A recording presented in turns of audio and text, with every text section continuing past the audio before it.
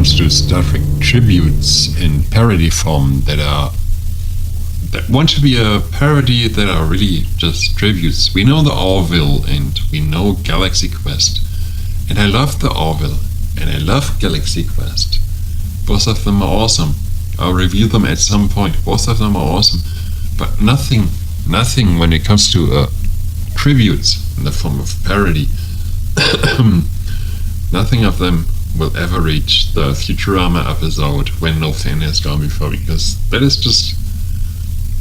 is pure perfection. As a Star Trek fan watching a tribute in the form of a parody, that's pure perfection. It's not just because I love Futurama. Futurama is perfect. In my life there are so many shows that I like, and just a handful of them are shows that are really perfect. Like Star Trek. Star Trek is the absolute perfection in terms of franchise to me. The only other things that come close to that for me are something completely unrelated, not sci-fi at all, Married with Children. That's also something that really influenced me, because Al Bundy, how awesome is Al Bundy? And the other thing is Futurama. It's like one of the best shows ever created. Everybody should know that.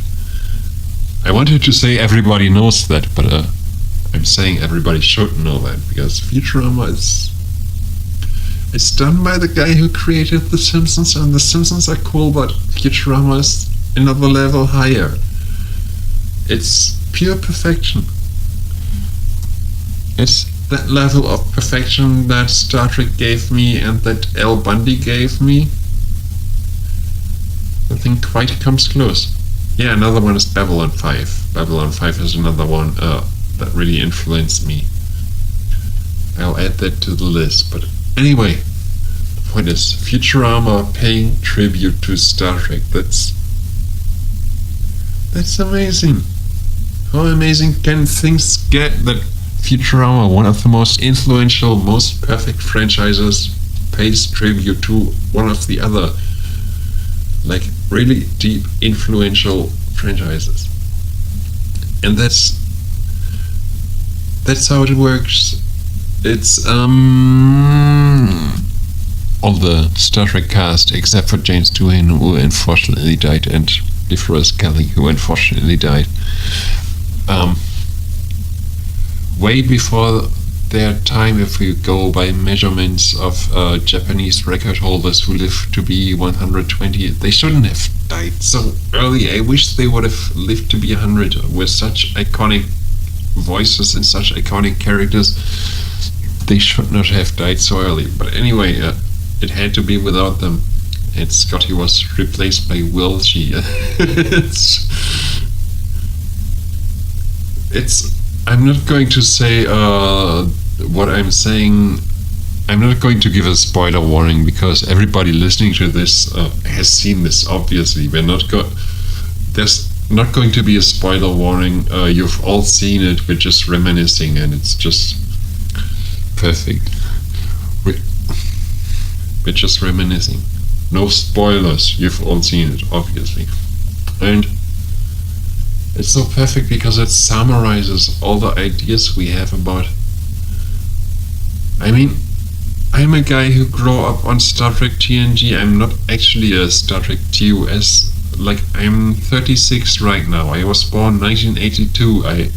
When I was old enough to discover television, it was Star Trek TNG, but still, Star Trek TOS had a meaning to me. And obviously a lot about it was... A lot of the design and everything was just stupid, the way Adam West Batman was stupid, but it had such good writing that really pulled you in. Like, if you watch an episode like The Conscience of the King, it had such really extremely good writing, TOS. It had really good writing. It really pulled you in with the good writing and the good characters and the good stories and the good writing overall. It was really good stuff, and it's good to pay tribute to that, to the quality of it. And that's kind of what the Futurama episode does, that it doesn't make fun of it, like all the stupidity of how stupid the designs were, like really 60s cheesy, like the designs were really comparable, to Adam West Batman, really cheesy, really stupid, but the stories and the characters, they were miles ahead of that. The stories and the characters, there were no comparison to Adam West Batman. They were really good, really Shakespearean level. And that's what everybody should realize, that this show, the original Star Trek series, the design was cheesy and stupid as shit, but the stories, the characters, they were really deep, and the messages, they were really deep. It was really, really good television. And that's what the Futurama episode pays tribute to. It is a parody, of course, of all the cliches, of all the stupidity that goes on in the design department. There was so much stupidity in TOS.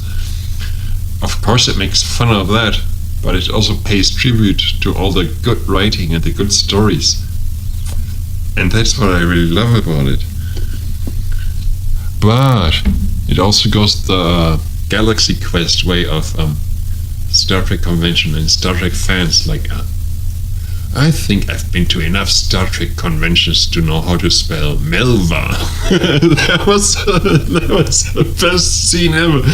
And George Takei is like the best person who ever lived in the entirety of the human race. That was the best scene ever. I think I've been to enough Star Trek conventions to know how to spell. Or how about if you hate Star Trek, can you get out in a Walter Koenig says, yeah, good question. On the whole Walter Koenig moments, it's at the same time a parody of the stupidity of the original series, and at the same time a parody of how actors who were relegated to minor roles felt about being relegated to being below William Shatner, who wasn't really that good, but he was great at what he did, but he wasn't really that good. And obviously George Takei is an amazing actor. Nichelle Nichols is an amazing actress. Walter Koenig, he proved it in Babylon 5, obviously, how much of an amazing actor he is. It's at the same time a parody of the stupidity of the bizarre set and story designs of TOS, while the stories were amazing, and at the same time a parody of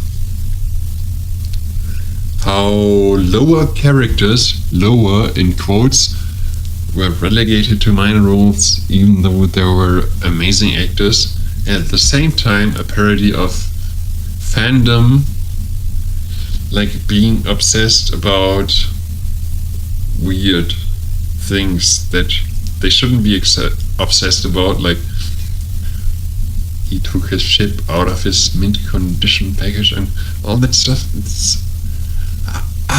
There's so many layers of it. It's the most perfect Futurama episode as a Star Trek fan. It's the most perfect thing ever because it explores all the layers. It explores fandom. It explores the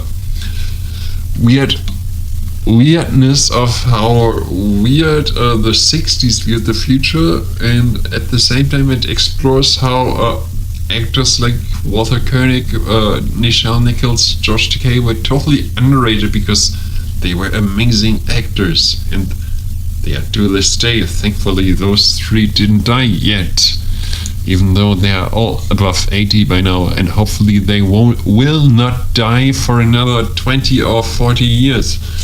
They're amazing actors, and they were back in the day, and they were totally underrated in favor of the big three, Spock, Kirk, and McCoy. And it's great that this episode of Futurama explores this whole love we all have for Star Trek from so many different angles. It's amazing. And if you're a Star Trek fan, You haven't seen Futurama yet, obviously. Watch Futurama, watch Futurama, watch Futurama. The Hypnotoad commands you. Brrr. Not just the Hypnotoad, but me, Bender, commands you. Anyway, that was the most perfect.